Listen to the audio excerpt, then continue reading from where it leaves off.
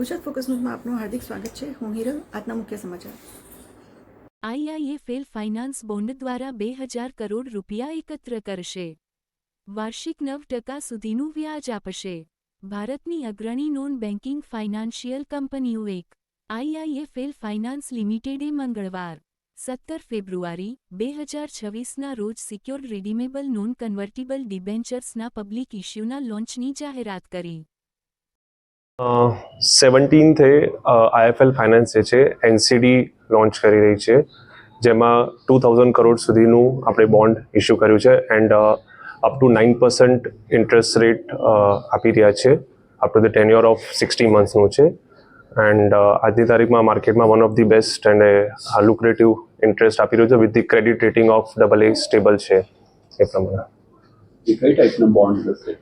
It's a secured bond and ઇન્વેસ્ટર્સને options આપી રહ્યા છે કે they can go for 24 months 36 મહિના અને 60 મહિનામાં જઈ શકે છે, 48 અને 60 મહિનામાં જઈ શકે છે, જેમાં દે હેવ ઓપ્શન ઓલ્સો કે મંથલી એન્ડ એન્યુઅલી કે પછી ક્યુમ્યુલેટિવમાં બી એ લોકો જઈ શકે છે. લોકિંગ પીરિયડ કેટલા મહિના? આ કેવું છે કે એકવાર લીધા પછી જે છે હંમેશા એનસીડી જે છે લીધા પછી એ માર્કેટમાં સેકન્ડરીમાં એ લોકો સેલ કરી શકે છે. ઇટ્સ અ ટ્રેડેબલ ઇન્સ્ટ્રુમેન્ટ છે, તો at any point of time જે છે એ લોકો એના એક્સચેન્જ ઉપર જે છે એને સેલ કરી શકે છે. આઈએફએલ ફાઇનાન્સ લીડિંગ એનબીએફસી છે, જે major gold loan, home loan અને માઇક્રો ફાઇનાન્સમાં કામ કરે છે. આઈએફએલ ફાઇનાન્સ જે પેરેન્ટ કંપની એ 2000 કરોડનો ઇસ્યુ લઈને આવ્યા છે. રીડીમેબલ નોન કન્વર્ટેબલ ડિબેન્ચર સિક્યોર્ડ છે. આ 500 કરોડનો બેઝ ઇસ્યુ છે અને 1500 કરોડનો ગ્રીન શુ ઓપ્શન છે.